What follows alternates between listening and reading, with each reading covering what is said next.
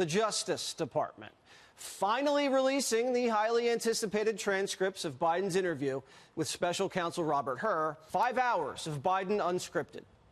Our producers spent all day reading this, and now we understand what Robert Hur meant when he called Biden painfully slow. The transcripts confirm that Biden didn't remember when his son died, when he was vice president, or when Trump was elected. Biden had to be reminded multiple times throughout his interview what a fax machine was. And whenever he was redirected to focus on the question at hand, he'd launch into wacky stories weirder than corn pop. For instance, when the special counsel asked why he moved classified documents from the Naval Observatory, Biden claimed he'd won an international torts competition in law school and then shared a story of a 23-year-old who was wearing the wrong pants, wrong jeans when a spark caught fire and he lost one of his testicles. Biden called himself a frustrated architect who went to Mongolia, where he shot bow and arrows with sumo wrestlers.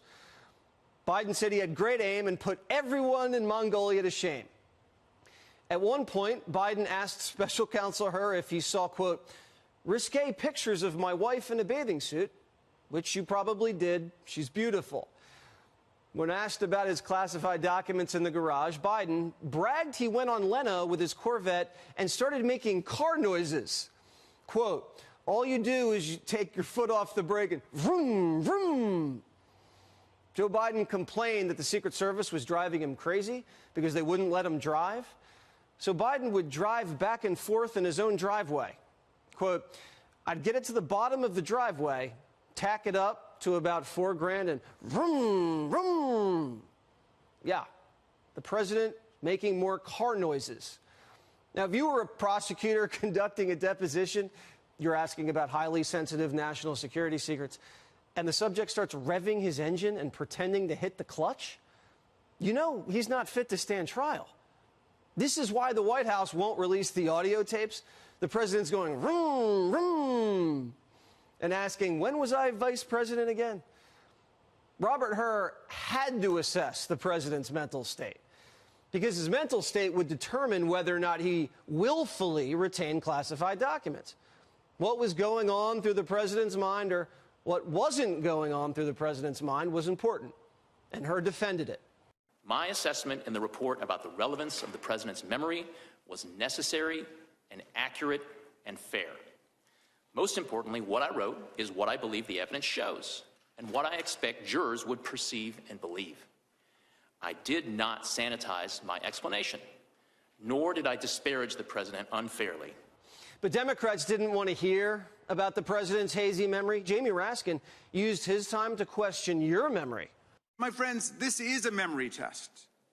But it's not a memory test for President Biden. It's a memory test for all of America. Do we remember fascism?